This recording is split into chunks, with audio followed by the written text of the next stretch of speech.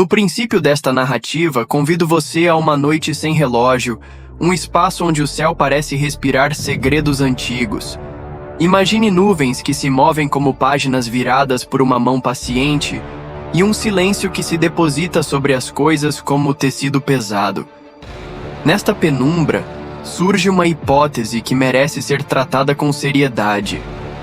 Seres que caminharam entre nós carregavam ao mesmo tempo luz e dúvida. Não falo de folclore superficial. Refiro-me a testemunhos que atravessaram eras, guardados em pergaminhos, em relatos orais, em nomes que resistem ao esquecimento.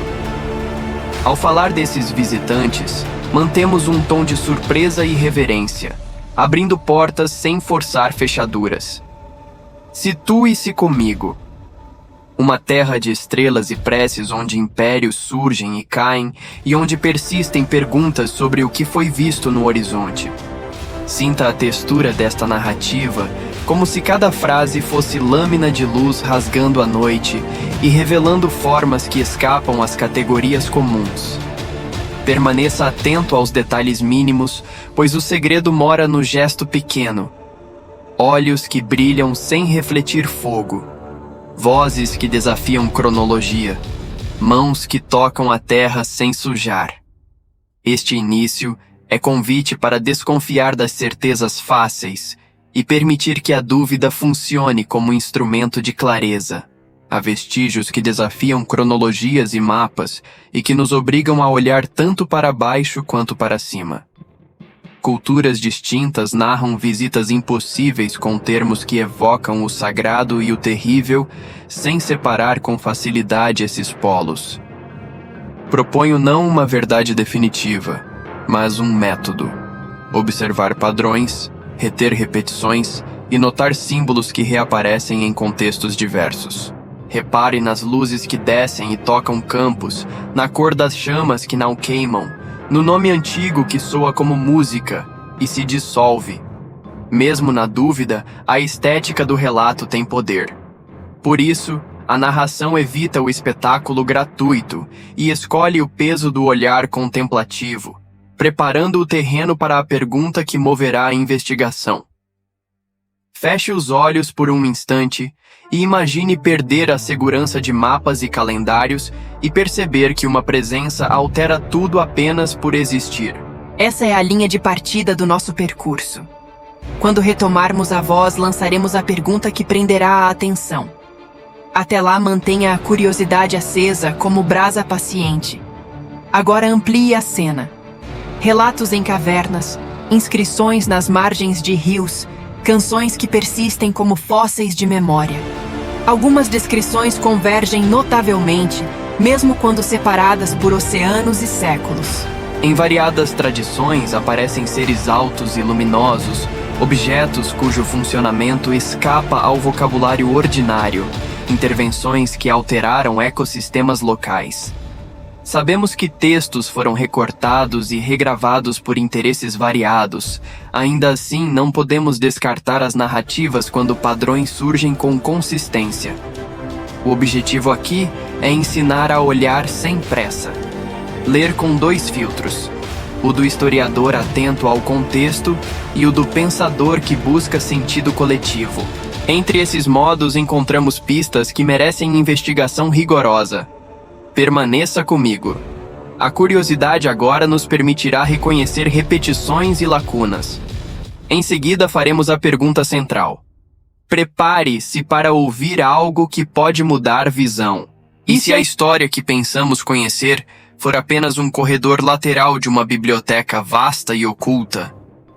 Imagine arquivos onde se guardam relatos de horizontes tocados por presenças que não respeitam nossos calendários e nossas categorias.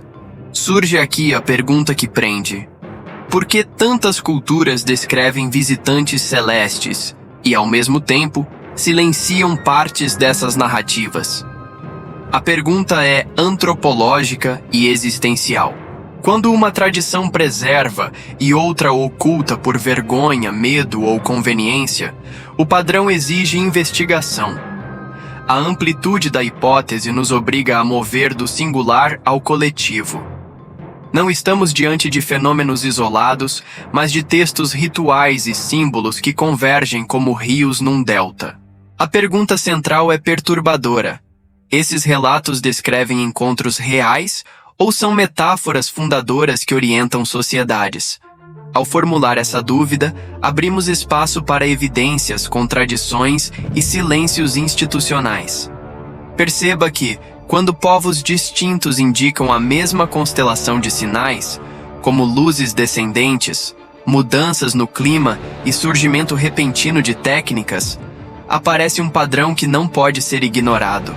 Relatos de punições e de bênçãos acompanham esses visitantes e moldaram leis e mitos. Talvez a pergunta mais inquietante seja outra. E se esses seres foram agentes de mudança cultural e tecnológica, não por violência, mas por transmissão seletiva de conhecimento? Essa hipótese choca a ideia de autonomia civilizacional e nos obriga a repensar a origem de certos saltos históricos. Imagine dois caminhos interpretativos. Um trata as narrativas como expressão simbólica de medos e desejos, outro as vê como memória de encontros que alteraram o curso da história. Entre essas vias, há documentos contraditórios, omissões estratégicas e traduções que traem sentidos originais. O gancho aqui é a dúvida ativa. Não aceitamos nem negamos. Aprofundamos. Para calibrar a plausibilidade, precisamos de exemplos precisos, cronologias que coincidam, testemunhos que preservem detalhes comparáveis. A seguir, reunirei alguns casos e curiosidades que inspiram tanto ceticismo quanto espanto. Este gancho não é armadilha retórica. É convite a pensar com coragem epistêmica, abrindo a mente para possibilidades sem perder o rigor. Prepare-se para confrontar o que sabemos com o que foi esquecido e para distinguir entre impressão poética e evidência persistente. Agora chegamos à parte mais densa. Evidências, mitos e fatos que se entrelaçam formando um tecido complexo. Comecemos pelos textos antigos que mencionam aqueles que desceram. Inscrições fragmentadas em cavernas, relatos apócrifos, trechos de cronistas e canções populares que persistiram como fósseis de memória. Alguns exemplos são surpreendentemente semelhantes, mesmo quando separados por continentes e séculos. Note os padrões. Descrições de seres altos e luminosos. Instrumentos cujo funcionamento escapa ao vocabulário conhecido. Intervenções que alteraram paisagens e ecossistemas locais. Entre os documentos que podemos considerar, há textos que sofreram cortes e interpolações, o que exige cautela metodológica. Acadêmicos apontam que muitos relatos foram reelaborados para servir a agendas políticas ou religiosas, sem, no entanto, eliminar a possibilidade de um núcleo original com suporte histórico. Para além dos textos, existem indícios arqueológicos que provocam perguntas. Estruturas com alinhamentos astronômicos incomuns, artefatos cuja datação desafia explicações simples, marcas no solo que resistem a interpretações convencionais. Em alguns casos, testemunhas oculares transmitiram detalhes consistentes por gerações. Horários, padrões de luz, mudanças no comportamento animal e marcas físicas no terreno. Curiosidades surgem em linguística. Palavras para luz, mensageiro ou queda exibem semelhanças inesperadas em línguas sem contato aparente. Isto não prova tudo, mas compõe um mapa de sinais que merece leitura atenta. Há ainda o fenômeno sociológico. Quando uma comunidade adota a narrativa de visitantes, isso orienta sua cosmologia e sua ciência prática. Rituais nascidos de um encontro transformam saberes em mitos e mitos em técnicas. Os mitos também guardam advertências sobre conhecimento impróprio, sanções e limites impostos pelos visitantes. Ler essas narrativas com dois filtros, o do historiador e o do pensador, permite distinguir entre camada simbólica e possível núcleo empírico. Por fim, há relatos que desafiam explicações simples. Registros celestes simultâneos em lugares distantes, curas repentinas e descrições de instrumentos que alteravam propriedades físicas. Investigar esses casos exige humildade epistêmica e método rígido. Imagine estudar um artefato cujo material, não corresponde a nenhum mineral local. Ouvir anciãos descreverem instrumentos que cantavam e que deixaram marcas simétricas na terra. Em alguns sítios, investigadores encontraram variações magnéticas e leituras anômalas próximas a locais de relato. Curiosos registraram padrões repetidos. Sempre há um elemento pedagógico, uma transferência de saber ou uma demonstração de poder que redefine possibilidades para uma comunidade. Esses pontos, quando reunidos, não são prova incontroversa, mas constroem coerência interna. Os mitos funcionam como registros psicológicos, descrevendo o medo da transcendência e o consolo de ser protegido. Ao cruzar dados arqueológicos, textuais e sociológicos, vemos não apenas eventos, mas as reações humanas a algo que excede categorias comuns. Será que o testemunho oral merece o mesmo crédito que o escrito? A seguir, proponho uma teoria integradora que respeita ambos. Chegou o momento de propor uma teoria que procura integrar mitos, evidências e reações humanas sem recorrer a explicações simplistas. A hipótese que apresento é a da mediação intencional. Agentes com capacidades que cruzam o físico e o simbólico atuaram como mediadores entre conhecimentos profundos e comunidades humanas, escolhendo o que divulgar e o que ocultar segundo critérios que podem ser éticos, experimentais ou pragmáticos.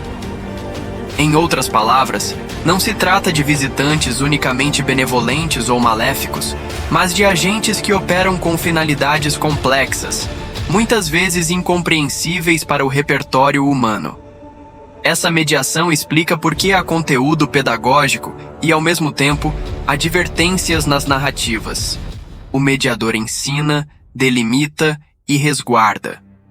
Essa hipótese acomoda a possível existência de tecnologias ou fenômenos que transformaram comunidades sem continuidade tecnológica linear.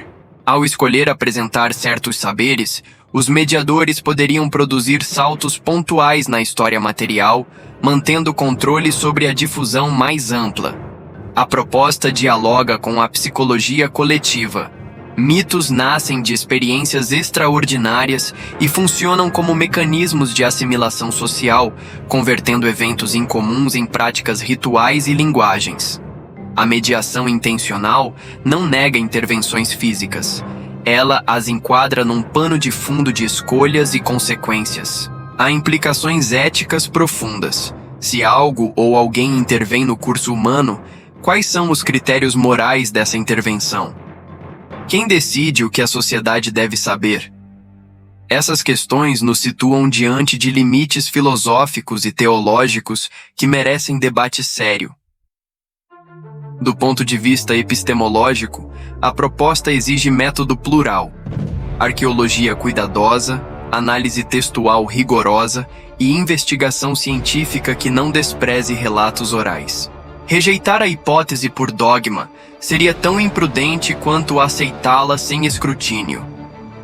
O convite é, portanto, a aceitar a complexidade e cultivar instrumentos para testá-la. Imagine cenários concretos.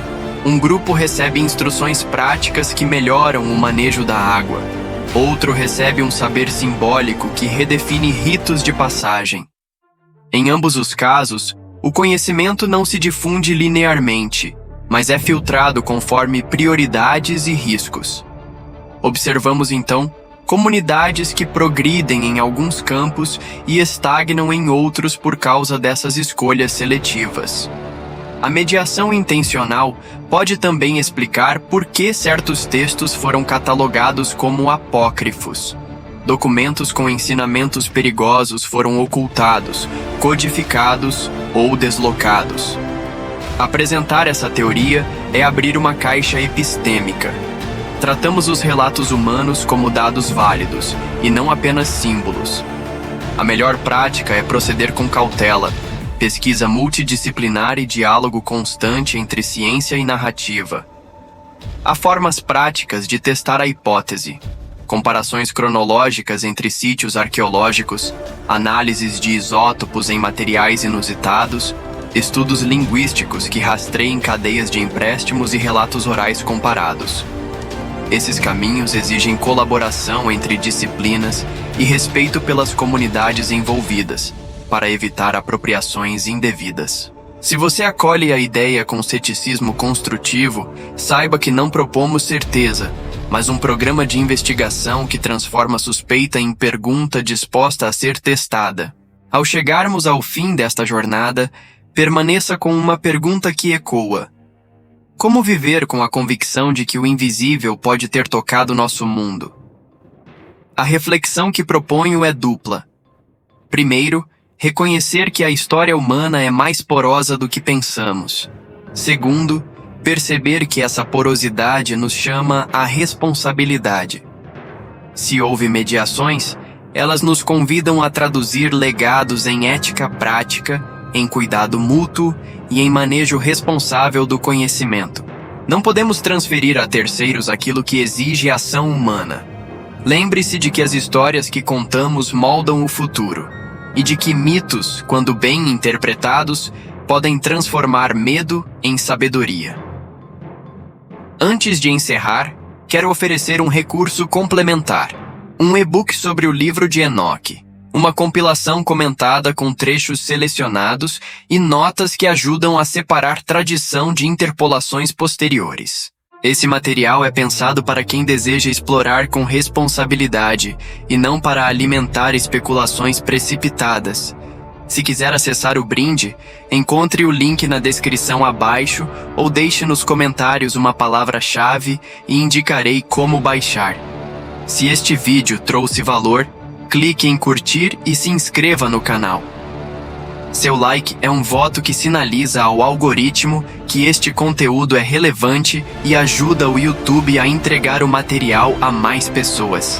Eu gosto de interagir com todos. Leio comentários e respondo quando posso. Deixe sua dúvida, conte sua experiência ou proponha outro tema. Sua participação constrói comunidade e transforma a pesquisa em diálogo. Agradeço profundamente por ter dedicado seu tempo a assistir até aqui, e se tiver interesse em fontes, indicarei referências acadêmicas e estudos de caso que sustentam o que foi dito. Por fim, mantenha a mente aberta e o discernimento ligado. Curiosidade com método é o caminho para compreender o que está além do véu. Obrigado por acompanhar até aqui. Até o próximo mergulho nas perguntas que nos fazem crescer. Agora, uma breve explicação sobre o e-book. Conteúdos selecionados, comentados, notas sobre interpolações e traduções problemáticas e uma seção de perguntas para estudo individual ou coletivo. Não é tratado final, mas um mapa de leitura para quem deseja aprofundar sem perder a prudência. Ofereço também um pequeno guia de verificação de fontes para que você possa diferenciar estudo responsável de especulação não embasada. Se decidir baixar, saiba que o objetivo é empoderar sua capacidade crítica, não confirmar ideias prontas. Se depois de ler você tiver críticas ou contribuições, por favor, traga-as aos comentários. Gosto de dialogar, e muitos conteúdos nascem das perguntas de vocês. Convido ainda a compartilhar este vídeo com alguém que possa se interessar por mistérios religiosos e estudos históricos. Para tornar o pedido claro, clique em curtir se este conteúdo fez sentido. Inscreva-se se quer acompanhar as próximas investigações. Ative o sino se desejar notificações. Deixe sua dúvida nos comentários, eu leio todos e procuro responder. Sua participação ajuda o canal a alcançar mais pessoas e a construir um espaço de estudo sério e respeitoso. Que a busca pela verdade nos mantenha humildes, curiosos e dispostos ao diálogo. Até breve e muito obrigado pela sua atenção.